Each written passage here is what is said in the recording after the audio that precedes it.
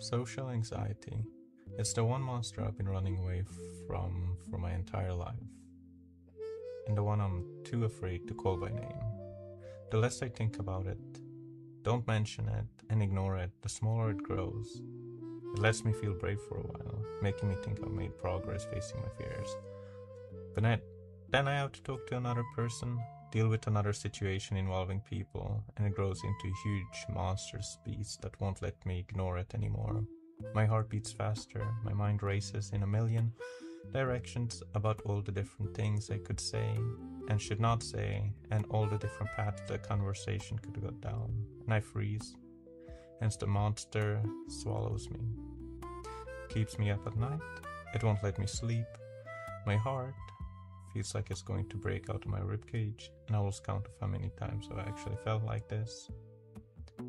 Have I actually become braver? Made any progress? In the past 5 years? Yes. But in the face of a beast with 1,000 heads, slaying only 5 of the heads can only give you so much peace until you realize it is still there. It won't let you rest until either it has eaten you or you have defeated it.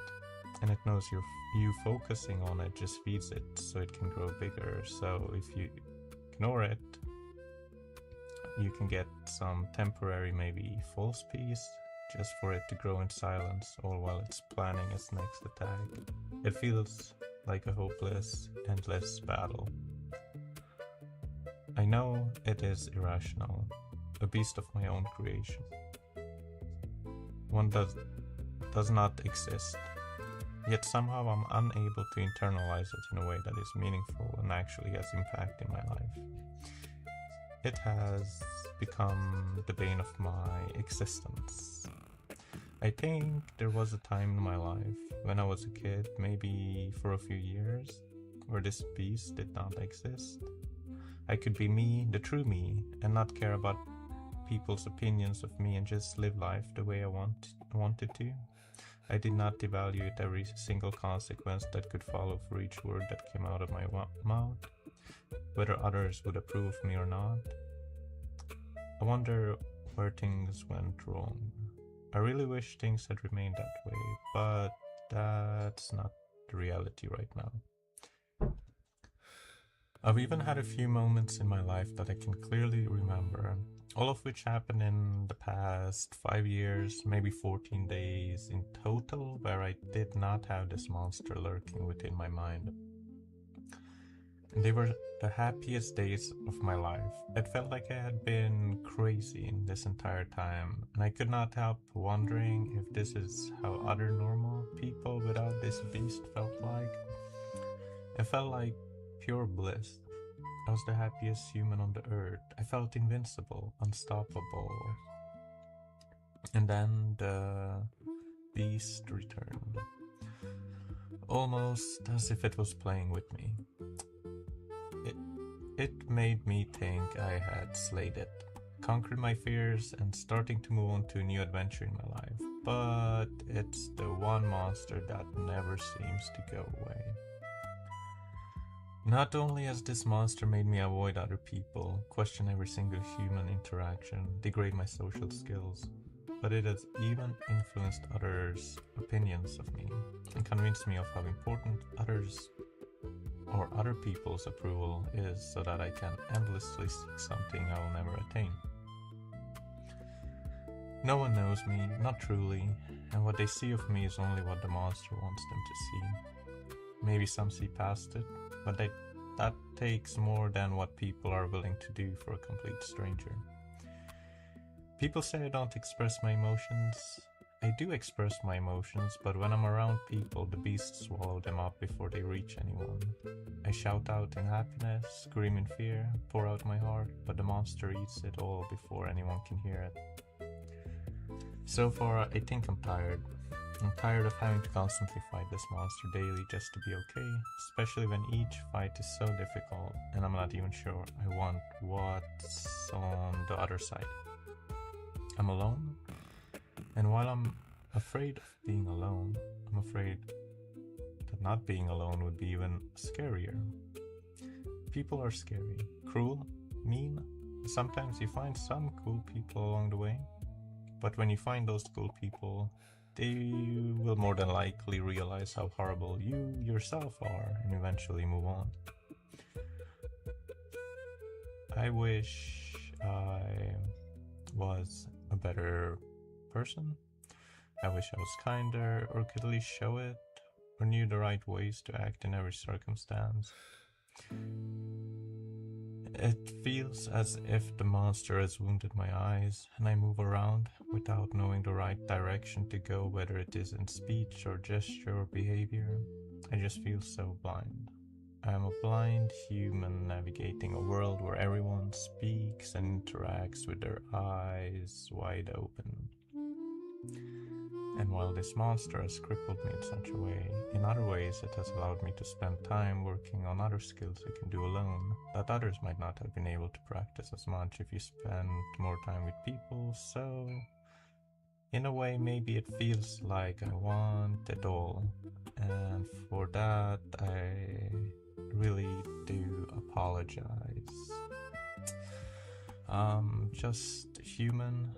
At the end of the day, it's difficult to help the feelings that sweep across my mind and constantly torment me.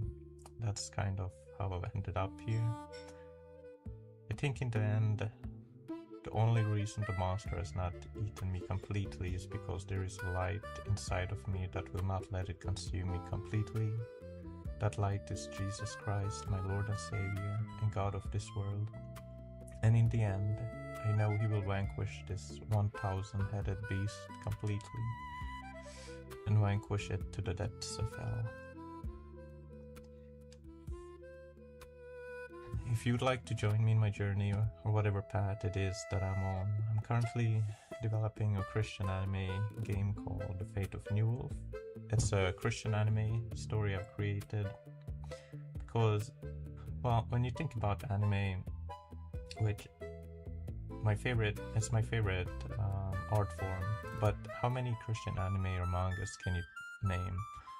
I can't really think of any, maybe one, and not even an anime, but maybe a manhwa, and not even a manga. So, and that really makes me sad. So I want to add to that space. And so it would take me forever to create an entire anime or manga by myself, so I decided to create a Christian anime game to tell a story, a Christian anime story. So anyway, that led me to create The Fate of New Wolf. New Wolf is the name of one of the main characters, and his fate is in your hands as the player.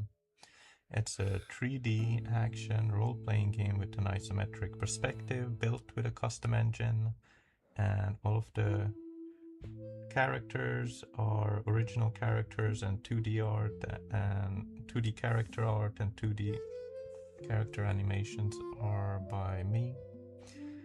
So you get to play as New Wolf growing up as a super happy 6-year-old living with his parents alone on an island. He adventures through the forest on the island and picks up logs each day from the trees that his father has cut down earlier in the day. Sometimes you adventure through the forest and hear voices guiding you in certain directions, and it's up to you if you want to follow the voices and see where it leads or not.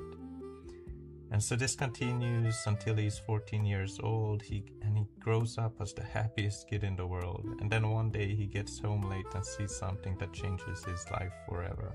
He's never quite the same happy kid again, and he becomes filled with hatred for himself, the world, everything.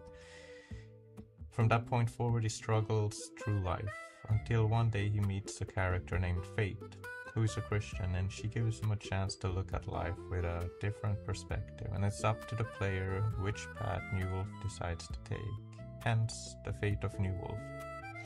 Plus, there will be zombies and a lot of combat, and yeah. So I do stream the development on evenings right now. I try to do at least weekends, Friday, Saturday, Sunday, and then also weekdays, but it's mostly on evenings. So I stream it live on YouTube, and if you'd like to watch it on Twitch or Keita's stream it there as well. But yeah, I appreciate you. Please subscribe if anyone's watching this, or even me in the future. It'll be interesting to see where this goes. So yeah, the fate of New Wolf.